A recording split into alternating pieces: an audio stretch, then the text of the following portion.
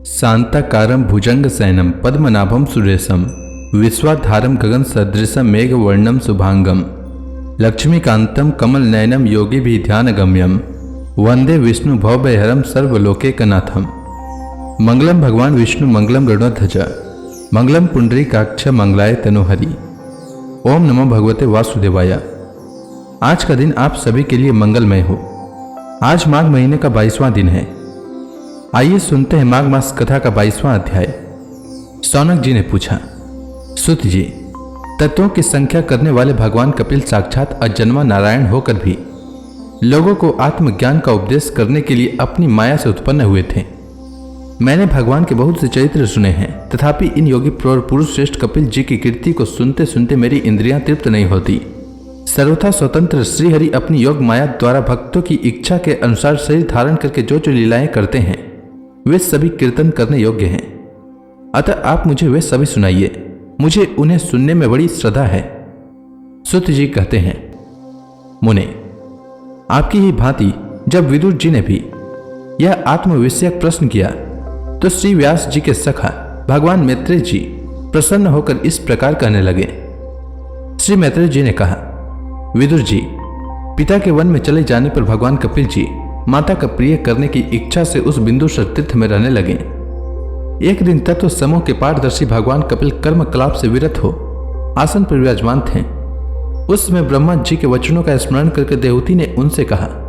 देवती बोली, भूमन प्रभु, इन दुष्ट इंद्रियों की विषय लालसा से मैं बहुत उब गई हूं और इनकी इच्छा पूरी करते रहने से ही घोर अज्ञान अंधकार में पड़ गई हूं। अब आपकी कृपा से मेरी जन्म परंपरा समाप्त हो चुकी है। इसी से इस दुस्तर अज्ञान अंधकार से पार लगाने के लिए सुंदर नेत्र रूप आप प्राप्त हुए हैं। आप संपूर्ण जीवों के स्वामी भगवान आदि पुरुष हैं तथा अज्ञान अंधकार से अंधे पुरुषों के लिए नेत्र स्वरूप सूर्य की भांति उदित हुए हैं। देव, इन देह गए आदि में जो मैं मेरे पन का दुराग्रह होता है वह भी आपका ही कराया हुआ है। अतः अब आप मेरे इस महामोह को दूर कीजिए। आप अपने भक्तों के संसार रूप वृक्ष के लिए कुठार के समान हैं। मैं प्रकृति और पुरुष का ज्ञान प्राप्त करने की इच्छा से आप शरणागत वत्सल की शरण में आई हूं। आप भागवत धर्म जानने वालों में सबसे श्रेष्ठ हैं। मैं आपको प्रणाम करती हूं। श्री मैत्रेय जी कहते हैं, इस प्रकार माता देवती ने अपनी जो अभिलाषा प्रकट की वह परम पवित्र और लोगों का मोक्ष मार्ग में अनुराग उत्पन्न करने वाली थी। उसे सुनकर आत्मा के सत्पुरुषों की गति श्री कपिल जी उसकी मन ही मन प्रशंसा करने लगे और फिर मृदु मुस्कान से सुशोभित मुखारविंद से इस प्रकार कहने लगे। भगवान कपिल ने कहा, माता, यह मेरा निश्चय है कि अध्यात्म योग ही मनुष्यों के आत्यंतिक कल्याण का मुख्य साधन है, जहां दुख और सुख की सर्वथा निवृत्ति हो जाती है। साध्वी, सब अंगों से संपन्न उस योग का मैंने पहले नारद आदि ऋषियों के सामने उनकी सुनने की इच्छा होने पर वर्णन किया था, वही अब मैं आपको सुनाता हूँ। इस जीव के बंधन और मोक्ष का कारण मन ही माना गया है। विषयों में आसक्त होने पर वह बंधन का हेतु होता है और परमात्मा में अनुरक्त होने पर वही मोक्ष का कारण बन जाता है। जिस समय यह मन मैं और मेरे पन के कारण होने वाले काम लोभ आदि विकारों से मुक्त एवं शुद्ध हो जाता है, उस समय वह सुख दुख से छूटकर सम अवस्था में आ जाता है। तब जीव अपने ज्ञान वैराग्य और भक्ति से युक्त हृदय से आत्मा को प्रकृति से परे एकमात्र अद्वितीय भेद रहित स्वयं प्रकाश सूक्ष्म अखंड और उदासीन देखता है तथा प्रकृति को शक्तिहीन अनुभव करता है। योगियों के लिए भगवत प्राप्ति के निमित्त सर्वात्मा श्रीहरि के प्रति की हुई भक्ति के समान और कोई मंगलमय मार्ग नहीं है। विवेकी जन संग और आसक्ति को ही आत्मा का अच्छेद्य बंधन मानते हैं, किंतु वही संग या आसक्ति जब संतों महापुरुषों के प्रति हो जाती है तो मोक्ष का खुला द्वार बन जाती है।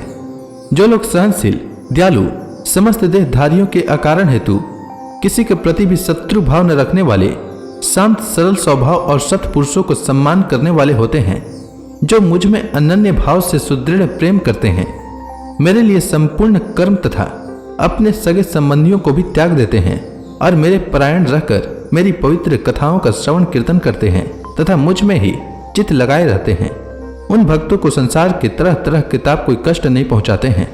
साध्वी, ऐसे ऐसे सर्व संग परित्यागी महापुरुष ही साधु होते हैं। तुम्हें उन्हीं के संग की इच्छा करनी चाहिए, क्योंकि वे आसक्ति से उत्पन्न सभी दोषों को हर लेने वाले हैं। सत्पुरुषों के समागम से मेरे प्राकर्मों का यथार्थ ज्ञान करने वाली तथा हृदय और कानों को प्रिय लगने वाली कथाएं होती है। उनका सेवन करने से शीघ्र ही मोक्ष मार्ग में श्रद्धा, प्रेम और भक्ति का क्रमशः विकास होगा। फिर मेरी सृष्टि आदि लीलाओं का चिंतन करने से प्राप्त हुई भक्ति के द्वारा लौकिक और पारलौकिक सुखों में वैराग्य हो जाने पर मनुष्य सावधानता पूर्वक योग के भक्ति प्रधान सरल उपायों से समाहित होकर मनोनिग्रह के लिए यत्न करेगा। इस प्रकार प्रकृति के गुणों से उत्पन्न हुए शब्दादि विषयों का त्याग करने से, वैराग्य युक्त ज्ञान से, योग से और मेरे प्रति की हुई सुदृढ़ भक्ति से मनुष्य मुझ अपने अंतरात्मा को इस देह में ही प्राप्त कर लेता है। देवती ने कहा, भगवान, आपकी समुचित भक्ति का स्वरूप क्या है और मेरी जैसी अबलाओं के लिए कैसी भक्ति ठीक है, जिससे कि मैं सहज में ही आपके निर्वाण पद को प्राप्त कर सकूं। निर्वाण स्वरूप प्रभु, जिसके द्वारा तत्व ज्ञान होता है और जो लक्ष्यों को भेदने वाले बाण के समान भगवान की प्राप्ति कराने वाला है, वह आपका कहा हुआ योग कैसा है और उसके कितने अंग हैं? हरे, यह सब आप मुझे इस प्रकार समझाइए जिससे कि आपकी कृपा से मैं मंदमती स्त्री जाति भी इस दुर्बोध विषयों को सुगमता से समझ सकूं।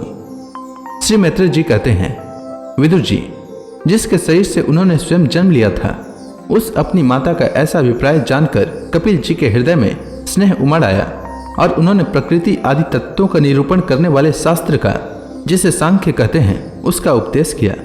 साथ ही भक्ति विस्तार एवं योग का भी वर्णन किया। श्री भगवान ने कहा, माता, जिसके चित्त एकमात्र भगवान में ही लग गया है, ऐसे मनुष्यों की वेद विहित कर्मों में लगी हुई तथा विषयों का ज्ञान कराने वाली इंद्रियों की जो सत्व मूर्ति श्रीहरि के प्रति स्वाभाविक की प्रवृत्ति है, वही भगवान की अहेतु की भक्ति है। यह मुक्ति से भी बढ़कर है। मेरी चरण सेवा में प्रीति रखने वाले और मेरी ही प्रसन्नता के लिए समस्त कार्य करने वाले कितने ही बड़भागी भक्त जो एक दूसरे से मिलकर प्रेम पूर्वक मेरे ही पराक्रमों की चर्चा किया करते हैं, मेरे साथ एक ही भाव की भी इच्छा नहीं करते। वे साधु जन अरुण नयन एवं मनोहर मुखार विंद से युक्त मेरे परम सुंदर और वरदायक दिव्य रूपों की झांकी करते हैं और उनके साथ सप्रेम संभाषण भी करते हैं, जिसके लिए बड़े बड़े तपस्वी भी ललायित रहते हैं। दर्शनीय अंग प्रत्यंग, उदार हास विलास, मनोहर चितवन और सुमधुर वाणी से युक्त मेरे उन रूपों की माधुरी में उनका मन और इंद्रियां फंस जाती है। ऐसी मेरी भक्ति न चाहने पर भी उन्हें परम पद की प्राप्ति करा देती है। अविद्या की निवृत्ति हो जाने पर यद्यपि वे मुझ मायापति के सत्यादि लोगों की भोग संपत्ति भक्ति की प्रवृत्ति के पश्चात स्वयं प्राप्त होने वाली अष्ट सिद्धि अथवा वैकुंठ लोक के भगवदीय ऐश्वर्य की भी इच्छा नहीं करते, तथापि मेरे धाम में पहुंचकर उन्हें ये सब विभूतियां स्वयं ही प्राप्त हो जाती हैं, जिनका एकमात्र मैं ही प्रिय आत्मा, पुत्र, मित्र, गुरु, सुहृद और इष्ट देव हूँ। वे मेरे ही आश्रय में रहने वाले भक्तजन शांति में वैकुंठ धाम में पहुंचकर किसी प्रकार भी इन दिव्य भोगों से रहित नहीं होते और न उन्हें मेरा काल चक्री ग्रस्त सकता है। माता जी, जो लोग इस लोक परलोक और इन दोनों लोकों में साथ जाने वाले वासना में लिंग, देह को तथा शरीर से संबंध रखने वाले जो धन, पशु एवं गृह आदि पदार्थ हैं, उन सबको और अन्य ने संग्रहों को भी छोड़कर अनन्य भक्ति से सब प्रकार मेरा ही भजन करते हैं, उन्हें मैं मृत्यु रूप संसार सागर से पार कर देता हूँ। मैं साक्षात भगवान हूँ, प्रकृति और पुरुष का भी प्रभु हूँ तथा समस्त प्राणियों का आत्मा हूँ। मेरे सिवा और किसी का आश्रय लेने से मृत्यु रूप महाभय से छुटकारा नहीं मिल सकता। मेरे भय से यह वायु चलती है, मेरे भय से सूर्य तपता है, मेरे भय से इंद्र वर्षा करती है और अग्नि जलाती है तथा मेरे ही भय से मृत्यु अपने कार्य में प्रवृत्त होता है।